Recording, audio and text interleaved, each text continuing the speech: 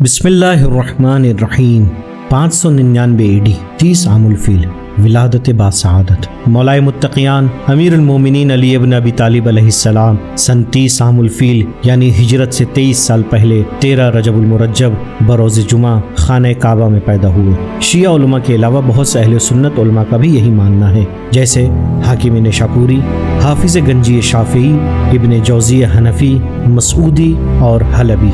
605 AD पैगम्बर अकरम सल्लल्लाहु अलैहि वसल्लम के घर जाना। जब आपकी उम्र मुबारक 6 साल की थी यानी हिजरत से 17 साल पहले मक्के में शदीद कहत पड़ता है। पैगम्बर अकरम सल्लल्लाहु अलैहि वसल्लम हज़रत अली अलैहिस्सलाम को अपने साथ अपने घर ले जाते हैं ताकि आपके चचा हज़रत अबू तालिब अलैहिस्सलाम की मदद हो सके।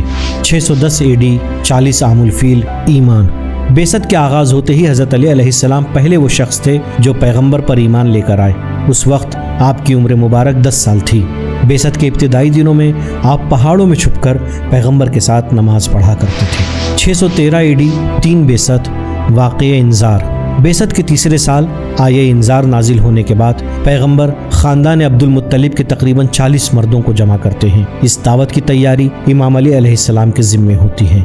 दावत के तीसरे दिन जब पैगम्बर अकरम यह ऐलान करते हैं कि कार रिसालत में कौन उनका मददगार होगा तो तमाम अफराद खामोश रहते हैं। ऐसे में इमाम अली अलैहिस्सलाम आगे बढ़कर हिमायत का ऐलान करते हैं और जवाब में पैगम्बर मौलाए कायनात को अपना वसी व जानशीन करार देते हैं। 616 AD 7 बेसत मुहासिरा शेब अबी तालिब। मक्के में मुसलमानों पर मुशरिकीन का जुल्म व सितम बढ़ता जाता है।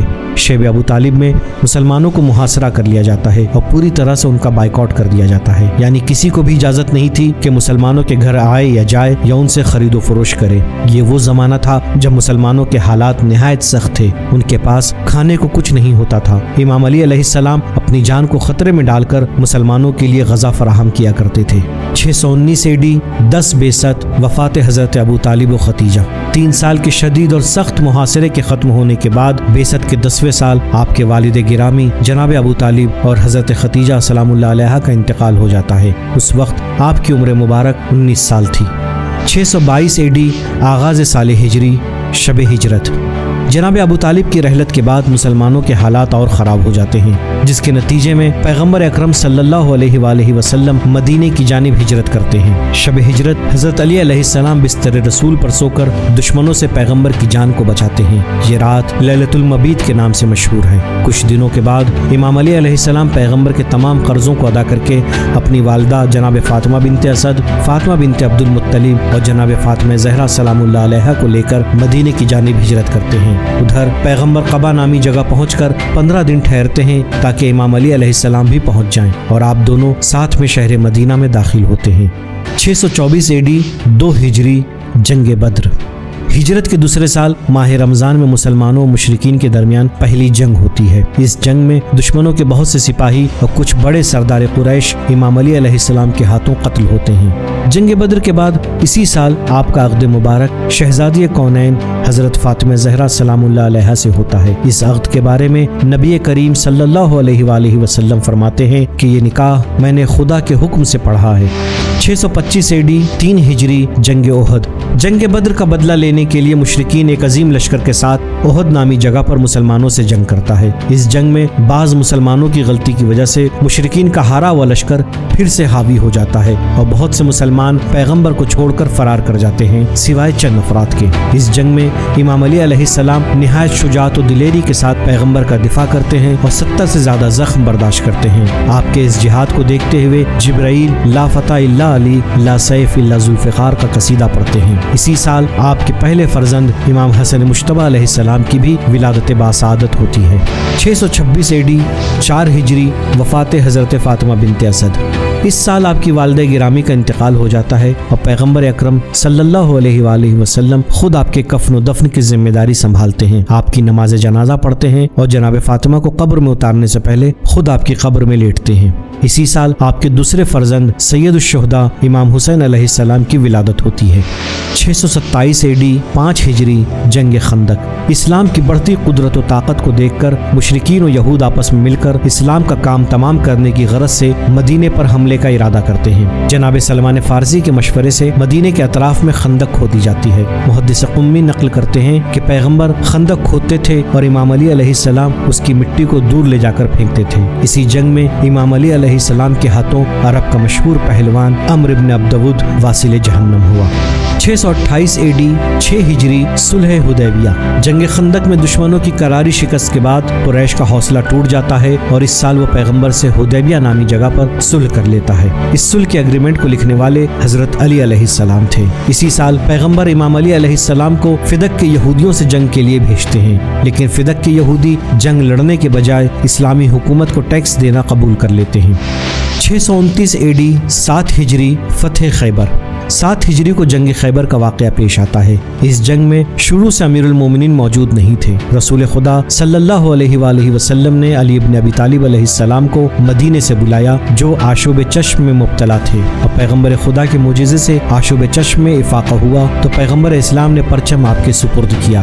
کئی اہل سنت مورخین کا ماننا ہے کہ امیر المومنین علیہ السلام کی مرہب سے 2 بدو لڑائی ہوتی ہے اور آپ اسے ہلاک کر دیتے ہیں۔ ابو رافع کی روایت کے مطابق ایک یہودی نے قلعے کے دروازے کے پاس حضرت علی پر وار کیا اور آپ کی ڈھال گر گئی، چنانچہ آپ نے قلعے کے دروازے کو اکھاڑ کر اسی کو ڈھال قرار دیا اور اسی دروازے کو ہاتھ میں لے کر آخر تک لڑتے رہے، یہاں تک کہ قلعہ آپ کے ہاتھوں فتح ہوا۔ 630 AD 8 ہجری فتح مکہ۔ اس سال پیغمبر اکرم صلی اللہ علیہ وآلہ وسلم ایک عظیم لشکر لے کر فتح مکہ کے لیے روانہ ہوتے ہیں۔ امام علی علمدار ہوتے ہیں اور کعبے میں بتوں کو توڑنے میں پیغمبر کی مدد کرتے ہیں۔ اس وقت امیر المومنین علیہ السلام کی عمر مبارک 31 سال تھی۔ 631 AD 9 ہجری مباہلہ۔ اس سال کا آغاز جنگ تبوک سے ہوتا ہے۔ یہ تنہا ایسی جنگ ہے جس میں امام علی علیہ السلام پیغمبر کے ساتھ نہیں تھے۔ پیغمبر امام علی علیہ السلام کو مدینے میں اپنے جانشین کے طور پر چھوڑ جاتے ہیں۔ منافقین اس بات سے فائدہ اٹھاتے ہوئے مدینے میں افواہ پھیلاتے ہیں کہ پیغمبر امام علی سے ناراض ہیں، اسی لیے انہیں جنگ پر اپنے ساتھ لے کر نہیں گئے۔ امام علی خود کو لشکر اسلام تک پہنچاتے ہیں اور پیغمبر کو منافقوں کی افواہ کے بارے میں بتلاتے ہیں، جس کے جواب میں پیغمبر مشہور معروف حدیث فرماتے ہیں، کیا تم اس بات پر راضی نہیں ہو کہ میرے نزدیک تمہارا وہی مقام ہے جو موسیٰ کے نزدیک ہارون کا تھا۔ یہ حدیث منزلت کے نام سے مشہور ہے۔ اسی سال پیغمبر کے حکم سے سورہ برات کی ابتدائی آیتوں کی تبلیغ کے لیے آپ مشرکین مکہ کے پاس جاتے ہیں۔ اسی سال آیہ مباہلہ کے نازل ہونے کے بعد پیغمبر نجران کے عیسائیوں کو مباہلے کی دعوت دیتے ہیں اور امام علی علیہ السلام کو پیغمبر اپنے نفس کے طور پر پہچانواتے ہیں۔ 632 AD 10 ہجری حجۃ الوداع۔ 10 ہجری کو پیغمبر اکرم امام علی علیہ السلام کو اسلام کی دعوت دینے یمن بھیجتے ہیں۔ اسی سال پیغمبر اپنے پہلے اور آخری حج کے لیے روانہ ہوتے ہیں۔ امام علی علیہ السلام اپنے آپ کو یمن سے پہنچاتے ہیں اور مکے میں پیغمبر سے مل جاتے ہیں۔ حج کو انجام دینے کے بعد واپسی میں غدیر نامی جگہ پر پیغمبر اکرم صلی اللہ علیہ وآلہ وسلم خدا کے حکم سے امام علی علیہ السلام کو 1,24,000 حاجیوں کے درمیان اپنا جانشین و وصی بناتے ہیں۔ 11 ہجری رحلت نبی اکرم صلی اللہ علیہ وآلہ وسلم۔ سن 11 ہجری کے ماہ سفر میں نبی رحمت اس دار فانی کو الوداع کہتے ہیں اور امام علی علیہ السلام کی امامت کا آغاز ہوتا ہے۔ امام علی پیغمبر کے کفن و دفن کے انتظام میں مصروف ہوتے ہیں۔ وہیں مہاجر و انصار کا ایک گروہ سقیفہ بنی ساعدہ میں ابو بکر کو خلافت کے لیے چنتا ہے۔ شیعہ کچھ اہل سنت مورخ کے نزدیک ابو بکر کی جانب سے کچھ لوگ بیعت لینے امام علی کے گھر پر حملہ کر دیتے ہیں، جس کی وجہ سے آپ کا بیٹا محسن سخت ہو جاتا ہے اور جناب فاطمہ زہرا سلام اللہ علیہا شدید بیمار پڑ جاتی ہیں، اور کچھ دنوں کے بعد آپ بھی امام علی علیہ السلام کو تنہا چھوڑ کر اس دنیا سے رحلت فرما جاتی ہیں۔ 11 ہجری سے 35 ہجری دوران خاموشی۔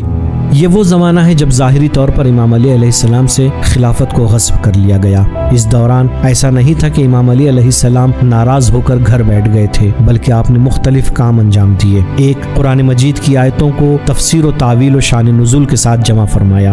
2. شاگردوں کی تربیت کی۔ 3. یہودیوں اور مسیحی علماء کے سوالوں کا جواب دیا۔ 4. ضرورت پڑنے پر خلفاء کو مشورہ دیا۔ 5. مختلف کنویں کھود کر اور کھجور کے باغات لگا کر انہیں مسلمانوں کے لیے وقف کر دیا۔ اس دوران کیوں امام علی علیہ السلام نے تلوار نہیں اٹھائی؟ اس کی 2 اہم علتیں ہیں جسے خود مولا بیان فرماتے ہیں۔ 1. دین کا تحفظ۔ 2. اسلامی سماج کو بکھرنے سے بچانا۔ 655 AD 35 ہجری لوگوں کا بیعت کرنا۔ خلیفہ سوم کے قتل کے بعد ظلم و ناانصافی سے تھک ہار چکی انسانیت کو صرف ایک ہی ذات سے امید تھی کہ وہ پیغمبر کی سیرت کو دوبارہ زندہ کر کے سماج میں عدل و انصاف کو قائم کرے گا۔ اسی وجہ سے کچھ انگوش شمار لوگوں کو چھوڑ کر ہر ایک نے امام علی علیہ السلام کے ہاتھوں پر بیعت کی۔ لوگوں کے بیعت کرنے کے 2 دن بعد امام علی علیہ السلام اپنے پہلے ہی خطبے میں عثمان کے زمانے میں ناحق خرچ کیے گئے بیت المال کو واپس پلٹانے اور بیت المال کی عادلانہ تقسیم کا اعلان کرتے ہیں۔ یہ وہ زمانہ تھا جب آپ کی عمر مبارک 58 سال ہو چکی تھی۔ 656 AD 36 ہجری جنگ جمل۔ بیت المال کی عادلانہ تقسیم کچھ افراد پر گرا گزری۔ انہی میں سے ایک طلحہ ابن عبید اللہ ہے اور دوسرا زبیر ابن عوام۔ ان دونوں نے امام علی علیہ السلام سے کی گئی بیعت کو توڑ دیا اور مکے میں حضرت عائشہ سے جا ملے جو عثمان کے قاتلوں سے بدلہ لینا چاہتی تھی۔ شہر بصرہ کے قریب امام علی کی بطور خلیفہ پہلی جنگ تھی اور یہ اسلامی حکومت میں پہلی خانہ جنگی بھی تھی۔ لاکھ کوشش کرنے کے باوجود جب طلحہ و زبیر اپنے ارادے سے پیچھے نہیں ہٹے تو جنگ کا آغاز ہوا اور اس جنگ میں دونوں ہی مارے جاتے ہیں۔ حضرت عائشہ کو پورے ادب و احترام کے ساتھ مدینے واپس بھیج دیا جاتا ہے۔ اسی سال رجب میں امام علی علیہ السلام کوفے میں داخل ہوتے ہیں اور اسے اپنا دارالحکومت قرار دیتے ہیں۔ 657 AD 37 ہجری جنگ صفین۔ اس سال امام علی علیہ السلام معاویہ کو بیعت کی دعوت دیتے ہیں لیکن وہ بیعت کرنے سے انکار کر دیتا ہے۔ امام علی علیہ السلام اسے شام کی گورنری سے بھی معزول کر دیتے ہیں جس کے نتیجے میں معاویہ بغاوت کا اعلان کرتا ہے اور امام علی شام کی جانب لشکر لے کر روانہ ہوتے ہیں۔ شام کے قریب صفین نامی جگہ پر یہ جنگ ہوتی ہے جس میں بہت سے مسلمان مارے جاتے ہیں۔ امام علی علیہ السلام کی فوج جنگ جیتنے کے قریب ہی تھی کہ عمرو عاص کی چالاکی سے قرآن کو نیزوں پر بلند کیا جاتا ہے اور نعرہ لگایا جاتا ہے ہمارے لیے حکم قرار دیا جائے۔ امام علی علیہ السلام نے اپنی فوج کو بہت سمجھایا مگر آپ کی فوج کے ہزاروں افراد جنگ لڑنے پر آمادہ نہیں ہوئے۔ آپ کی مظلومیت کا اسی سے اندازہ لگایا جا سکتا ہے کہ 4000 فوجی ننگی تلوار لے کر امام کے خیمے میں داخل ہوتے ہیں اور آپ کو شہید کرنے کی دھمکی دیتے ہیں۔ حکم کے انتخاب میں بھی امام چاہتے تھے کہ مالک اشتر یا ابن عباس کو بھیجا جائے مگر آپ کی فوج نے قبول نہیں کیا اور ابو موسیٰ اشعری کو بعنوان حکم معین کیا۔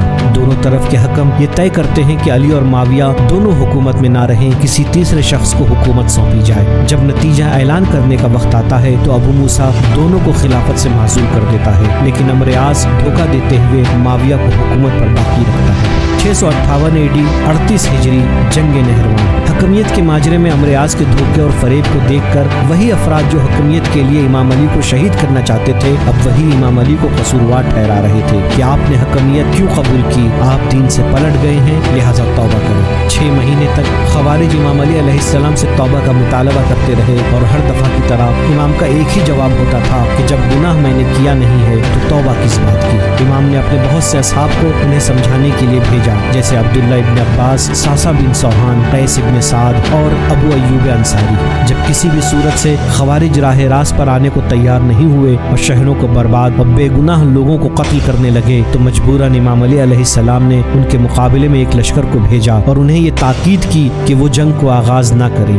آخرکار نہروان نامی جگہ پر دونوں فوجیں آمنے سامنے کھڑی ہوتی ہیں اور خوارج جنگ میں پہل کرتے ہیں۔ اس جنگ میں تمام خوارج یا زخمی ہوتے ہیں یا مارے جاتے ہیں سوائے چند افراد کے جو بھاگنے میں کامیاب ہو جاتے ہیں۔ انہی بھاگنے والوں میں ایک عبد الرحمن ابن ملجم مرادی تھا۔ 661 AD 40 ہجری شہادت۔ آخرکار سن 40 ہجری 19 رمضان کی سحر مسجد کوفہ میں ابن ملجم مرادی امیر المومنین علیہ السلام کے سر مبارک پر حملہ کر کے آپ کو شدید زخمی کر دیتا ہے اور 2 دن کے بعد یعنی 21 رمضان کو 63 سال کی عمر میں آپ شہید ہو جاتے ہیں۔ خوارج اس حد تک آپ سے دشمنی رکھتے تھے کہ اگر دن میں امام علی علیہ السلام کو دفن کیا جاتا تو قبر کھود کر لاشے کے ساتھ جسارت کرتے۔ اسی وجہ سے رات کی تاریکی میں آپ کو دفن کیا جاتا ہے اور قبر کی جگہ بھی مخفی رکھی جاتی ہے۔ امام جعفر صادق علیہ السلام کے زمانے میں جب خوارج پوری طرح سے مٹ جاتے ہیں تو آپ خود دنیا والوں کے لیے امام علی علیہ السلام کی قبر کی جگہ کو ظاہر کرتے ہیں۔